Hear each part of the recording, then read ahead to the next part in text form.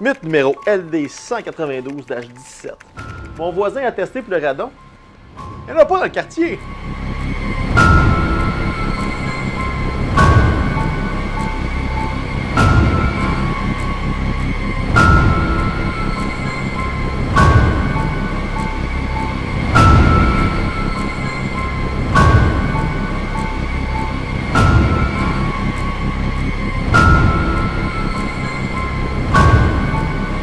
J'étais à un barbecue à Belleuil chez Alex, un de mes amis, au début de l'été dernier. À un moment donné, quelques-uns de ses invités se sont mis à discuter de radon. L'un d'entre eux, dont le nom m'échappe, mentionne qu'il a fait réaliser la mesure pour le radon chez lui et que les résultats n'étaient pas inquiétants. Je demande donc à mon ami si lui aussi a fait réaliser une telle analyse. Savez-vous ce qu'il m'a répondu? Il m'a dit « T'as entendu? Mon voisin a testé puis il n'y en a pas dans le quartier. »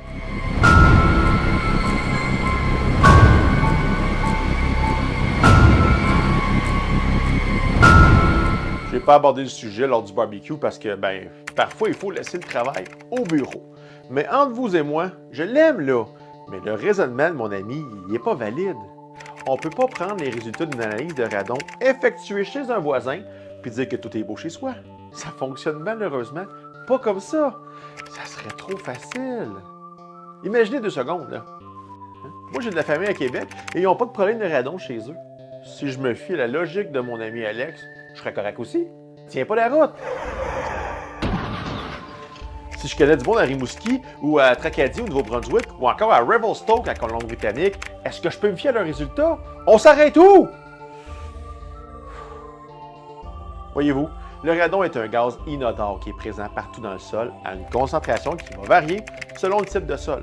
Il provient de la désintégration naturelle de l'uranium. Et dehors, il n'est pas préoccupant parce qu'il se mélange à l'air frais. Mais dans nos sous-sols, c'est une autre affaire. Il s'infile par toutes les petites fissures dans les dalles ou les murs de fondation et autres ouvertures, autour des puisards par exemple. Si la concentration dépasse les 200 becquerels, c'est là qu'on a un risque pour la santé.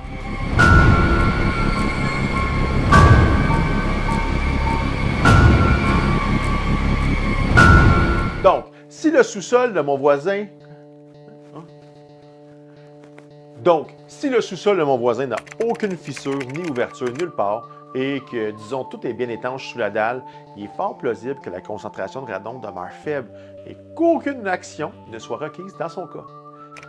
Ça ne signifie absolument pas que c'est la même chose chez son voisin ou chez nous, pas plus que le type de sol ne sera le même ici qu'au Nouveau-Brunswick ou en Colombie-Britannique.